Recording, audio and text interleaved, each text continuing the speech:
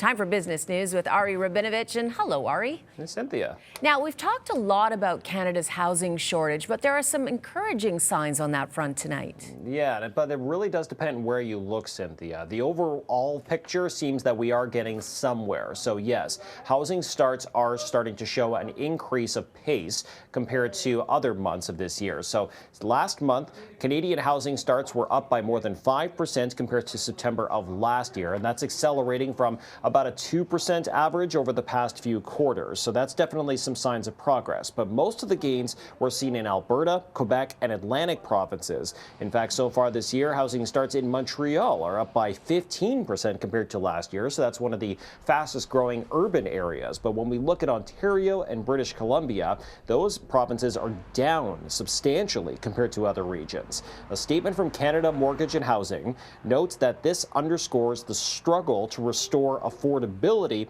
in Canada's busiest urban centers and circling around Toronto and Vancouver. So, Cynthia, it is a good sign overall in the country, but locally, there's not enough shovels in the ground. Not so good for us. Got it. All right. Let's turn to another story. Amazon is going nuclear, and you have to explain this one to me. Well, it is kind of cool, Cynthia, depending on how you look at it. So we talk about artificial intelligence, I feel like every week at least, because it is really something that we're talking about in terms of innovation and expansion. It's not just in the tech space, but pretty much all companies. And Amazon is one of the many leaders in the artificial intelligence movement and expanding its resources. But with all of that comes a lot of demand for energy. And Amazon has a goal to be net zero by 2040. So how is it going to reach that? It's going to nuclear energy. And it's announced this with a new partnership with several energy companies in the U.S.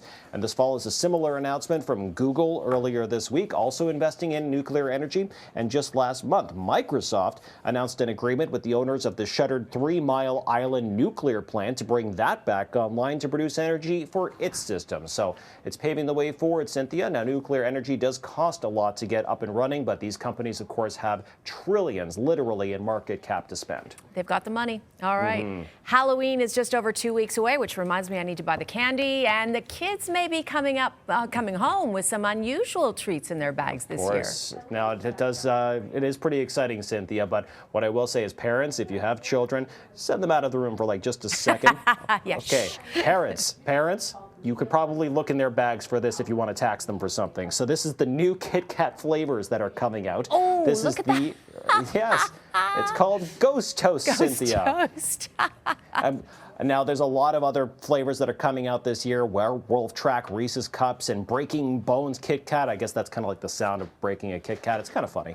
So there's lots of good flavors that go along with it, but they're for a limited time only for this Halloween. And, you know, I always say don't mess with the good thing, but if I saw this in my kid's bag, I would probably be like, dad tax. I'm going to try that one. I bet you would take it, right? Of course. I would try some. You know, maybe just a couple pieces, hide the rest. Why not? And then, you know, keep a few extra Kit Kats, the regular ones aside for when it's not Halloween. Exactly. All right, Ari, as always, great to talk to you.